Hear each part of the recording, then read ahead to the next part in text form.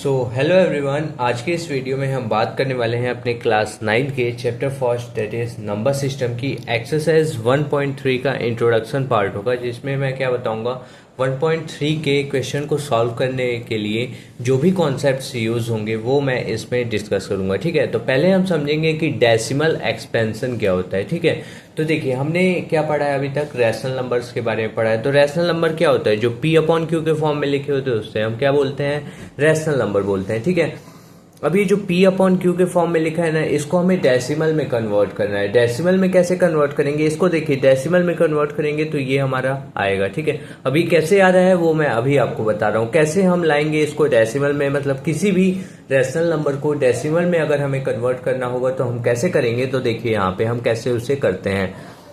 तो हम क्या करेंगे, हमें डिवाइड करना होता है। जो ऊपर वाला होता है न्यूमरेटर पार्ट, उसको हम कहाँ लिखते हैं, इसके अंदर लिखते हैं, जो हमारा डिवाइडेंड होता है।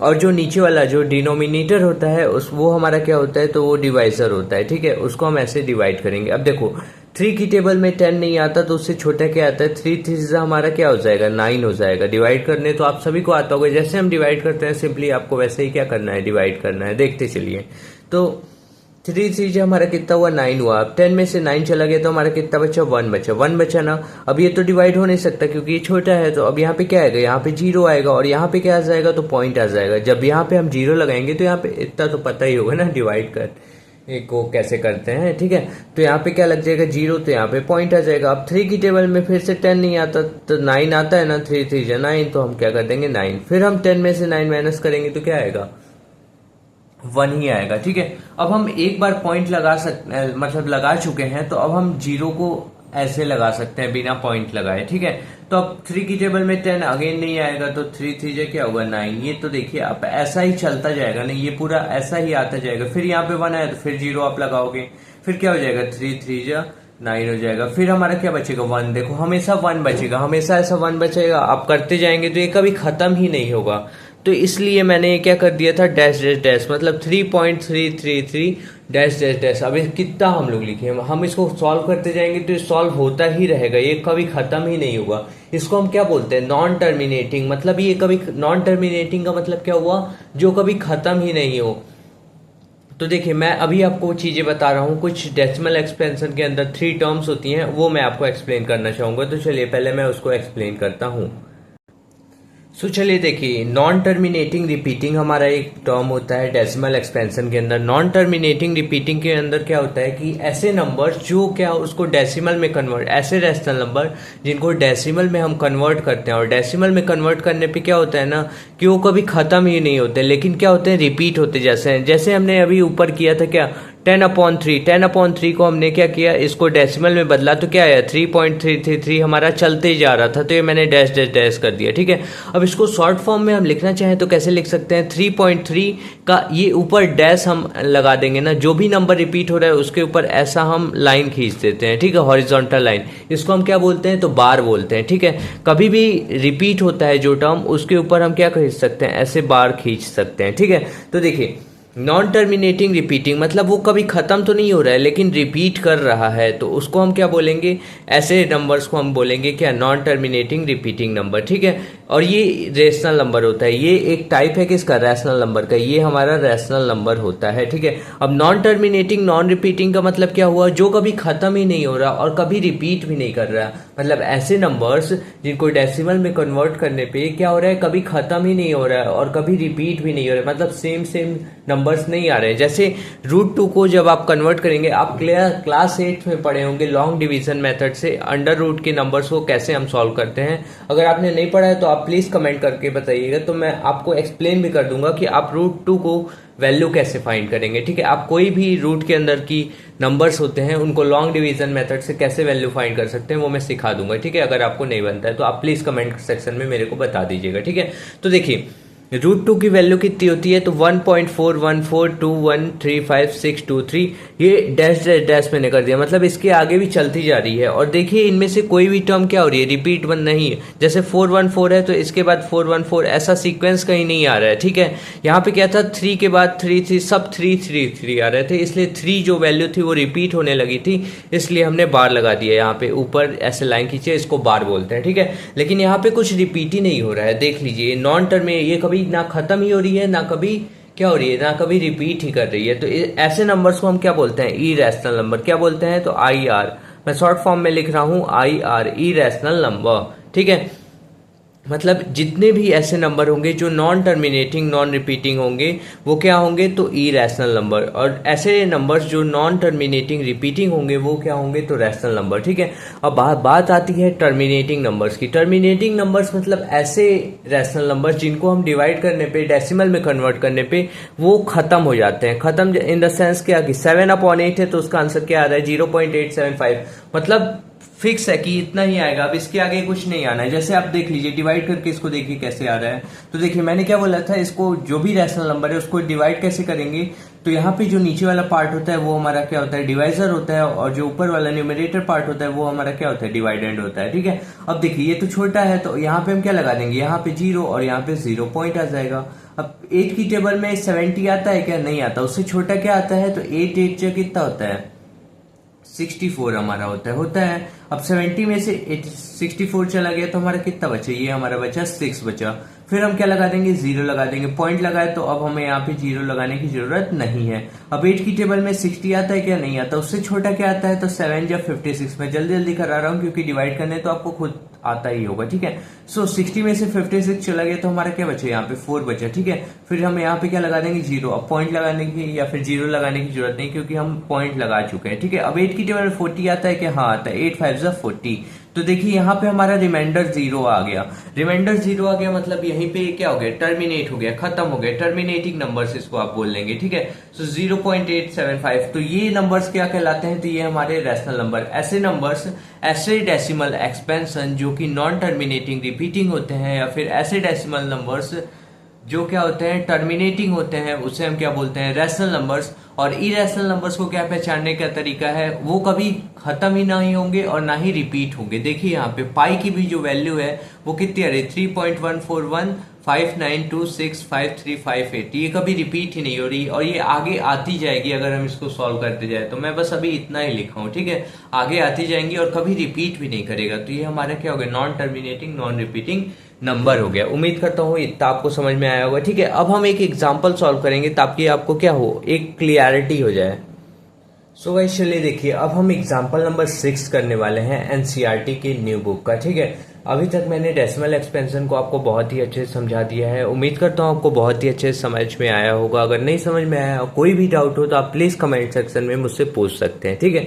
सो एग्जांपल नंबर 6 हमें क्या बोल रहा है कि so that 3.142678 is a rational number, मतलब ये एक रैशनल नंबर है, ये आप इसको शो करिए। अब देखिए मैंने क्या बताया था कि ऐसे नंबर्स जो टर्मिनेटिंग होते हैं, मतलब जो खत्म हो जाते हैं, उसे क्या बोल सकते हैं, रैशनल नंबर। तो हाँ ये रैशनल नंबर है क्योंकि इसके बाद देखो 8 के बाद रिपीट नहीं कर रहा है, या फिर ऐसा नहीं है कि ये कभी खत्म ही नहीं हो रहा है, 8 के बाद खत्म हो गया है, मतलब इसके बाद कोई भी नंबर्स नहीं है, तो ये टर्मिनेटिंग डेसिमल नंबर है, ठीक है। अब देखिए in other words express this in the form of, मतलब ये जो नंबर है इसको एक्सप्रेस करिए इन द फॉर्म ऑफ P/Q, जहाँ पे P और Q क्या होना चाहिए, इंटीजर होना चाहिए, और Q 0 के इक्वल नहीं होना चाहिए। अगर Q 0 के इक्वल हो गया तो वो रैशनल नंबर नहीं कहलाएगा। रैशनल नंबर की डेफिनेशन ही क्या होती है कि जो P/Q के फॉर्म में लिखा जाए और Q is not equal to 0 होना चाहिए, यही होती है ना। तो चलिए देखिए, ऐसे नंबर्स को, कोई भी नंबर हमें दिया हो, मैं जनरल वे से बात करूंगा कि कोई भी नंबर हमें मिल जाए, उसको डेसिमल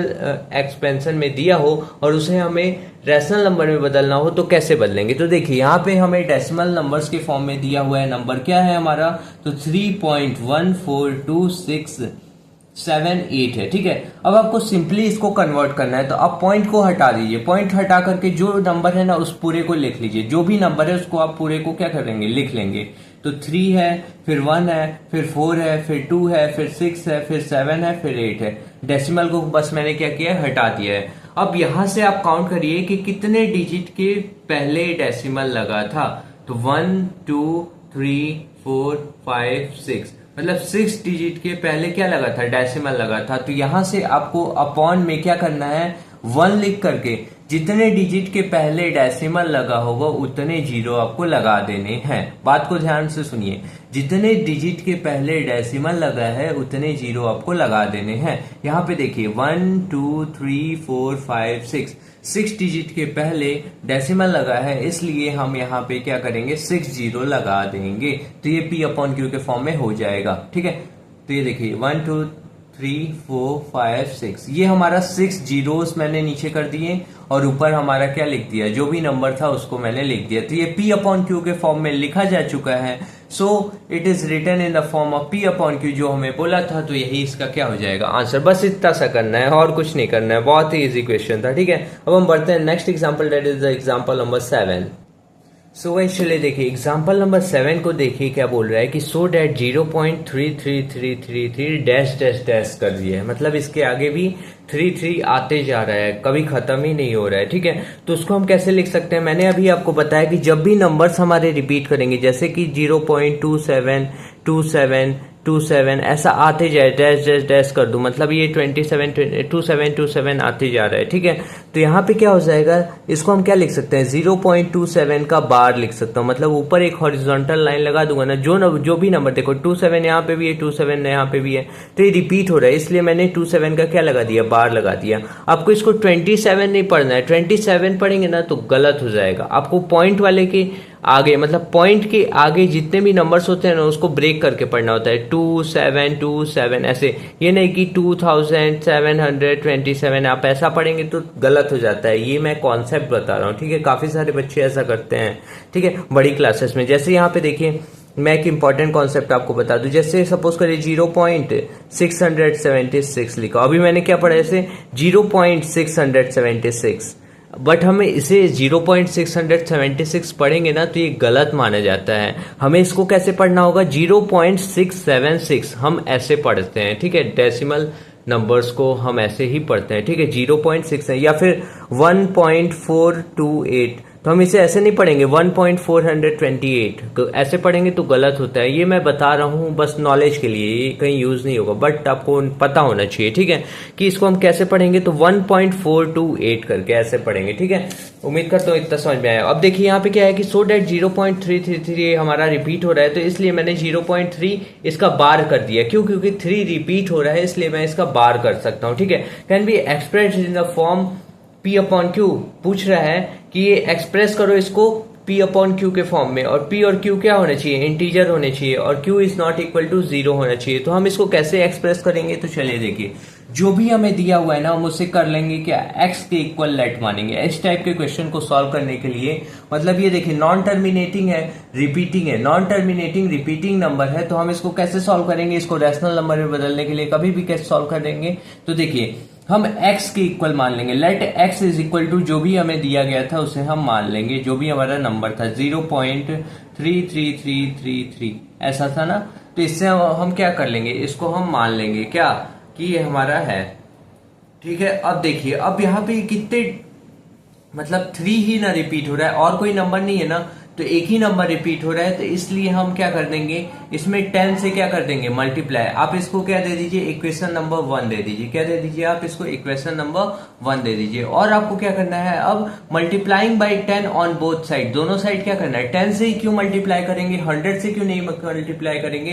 तो देखिए यहाँ पे कौन सा डिजिट रिपीट हो रहा है, बस 3 के अलावा और कोई डिजिट ऐसा नहीं है जो रिपीट हो रहा है, ओनली 3 इज रिपीटिंग। सो एक ही डिजिट जो है वो हमारा रिपीट हो रहा है, इसलिए हम 10 लेंगे। अगर 2 डिजिट रिपीट होता है तो हम 100 से मल्टीप्लाई करते रहते हैं। ठीक है, अगर मान लो कि 3 डिजिट रिपीट होता है तो हम 1000 से मल्टीप्लाई कराते हैं। ठीक है, लेकिन यहाँ पे 3 ही रिपीट हो रहा है, बस एक डिजिट रिपीट हो रहा है, मतलब 333 है, लेकिन एक ही डिजिट ना रिपीट हो रही है, तो वो हम 10 से मल्टीप्लाई कराएंगे, ये कॉन्सेप्ट है। ठीक है, तो मल्टीप्लाइंग बाई 10 लिखेंगे हम क्या, मल्टीप्लाइंग बाय 10, किससे हम मल्टीप्लाई कर रहे हैं, तो 10 ऑन बोथ साइड, दोनों साइड पे, तो ऑन बोथ साइड हम लिख देते हैं कि दोनों साइड में, तो ऑन बोथ साइड मैंने कर दिया। अब 10 इंटू मैं क्या कर दूंगा, तो x कर दूंगा, तो 10 into x is equal to क्या हो जाएगा, तो 10 इंटू दिस कर दूंगा, 10 इंटू 0.3333 ऐसा हमारा नंबर्स आते जाएंगे। ठीक है, ये हमारे जो है क्या नंबर्स आते जाएंगे।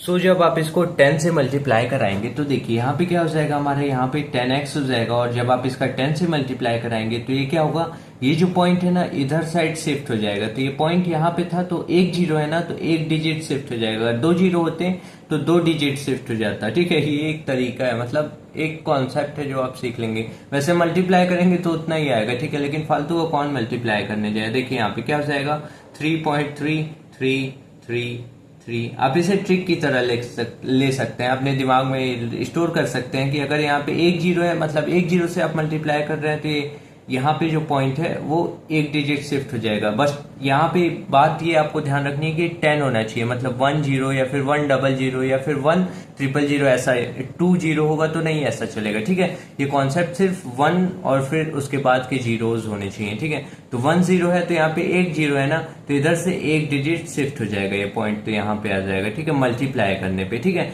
तो ये कितना हो गया, 10x इंटू में दिस आ गया। ठीक है, अब आप क्या दे दीजिए, इसको इक्वेशन नंबर क्या दे दीजिए, सेकंड दे दीजिए। अब हम क्या करेंगे ना, subtracting equation first and second. ठीक है, सब्सट्रैक्टिंग इक्वेशन सेकंड, हम इक्वेशन नंबर सेकंड को सब्ट्रैक्ट करेंगे फ्रॉम कहां से, तो फर्स्ट से सब्ट्रैक्ट करेंगे। ठीक है, फर्स्ट से हम क्या करेंगे, तो इससे सब्ट्रैक्ट करेंगे। ठीक, सो अब हम कैसे सब्ट्रैक्ट करेंगे, तो देखिए यहाँ पे हम क्या करेंगे, पहले सेकंड इक्वेशन को लिखेंगे। तो 10x हो जाएगा इज इक्वल टू क्या हो जाएगा, 3.3333 पॉइंट डैश डैश। ठीक है, फिर देखिए अब हम क्या करेंगे, फर्स्ट इक्वेशन क्या है हमारी, तो x है, तो x is equal to 0.33,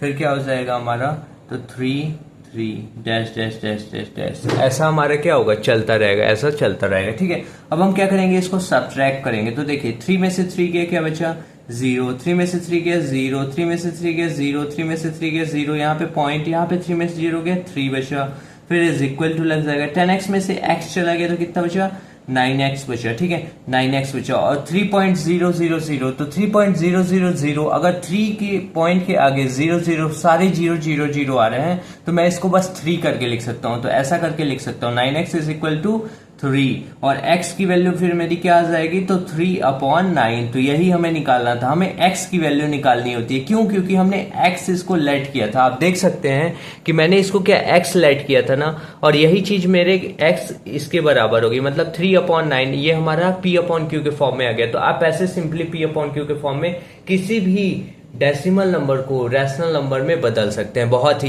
easily. ठीक है, उम्मीद करता हूँ इतना आपको समझ में आया होगा। सो आज के लिए इतना ही रहने देते हैं, फिर मिलते हैं नेक्स्ट वीडियो में। Thank you for watching this video.